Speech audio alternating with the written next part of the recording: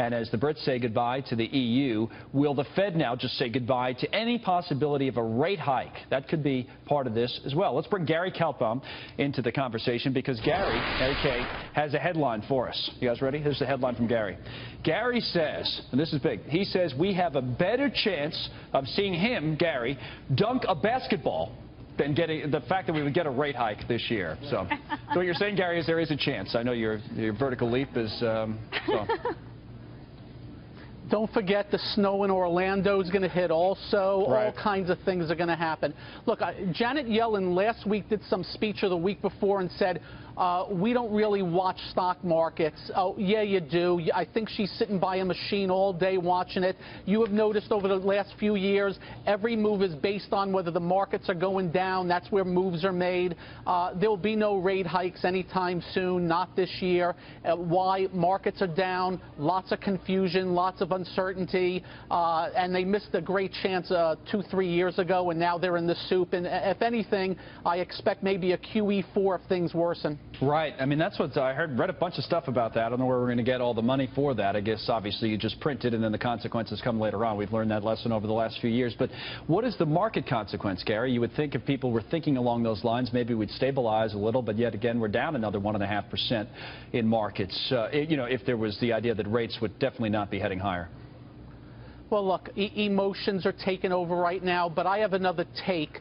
I think this Brexit has been the fuse that lit the market drop.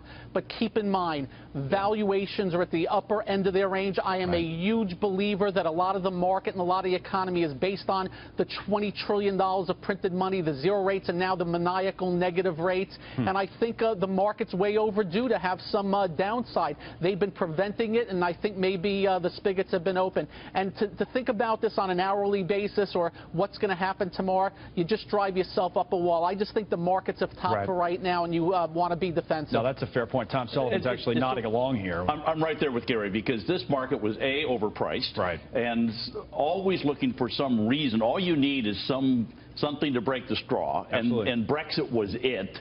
If the Fed's giving all these messages now that we're not going to have any increase in interest rates the rest of this year, normally when that kind of announcement or that kind of tone comes along, the market rallies. They're not rallying because of the fact that they're going to go through, hopefully, a correction. We're only down 5%. Yes. We need to be down 10. So Brexit almost carries like the excuse for that. If we needed to, this market needed to correct. Is that how you feel as well?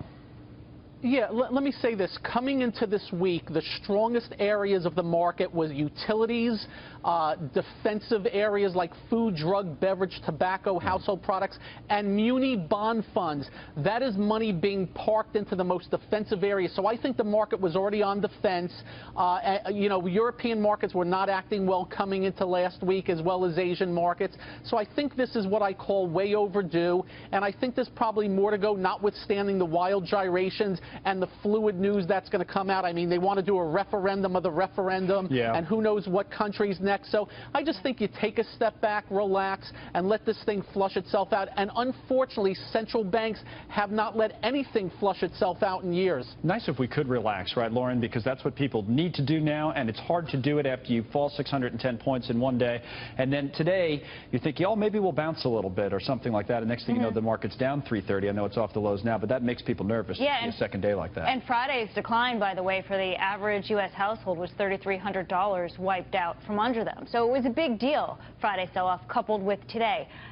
The issue for the Federal Reserve right now, and they've promised us interest rate increases, is how do you hike right now and then with the election coming up in November? So what does this do to the credibility of the Federal Reserve at this point? I mean, it's great if you want to buy a home. They painted themselves into the corner. So they missed the opportunity. Of course, Gary, go ahead.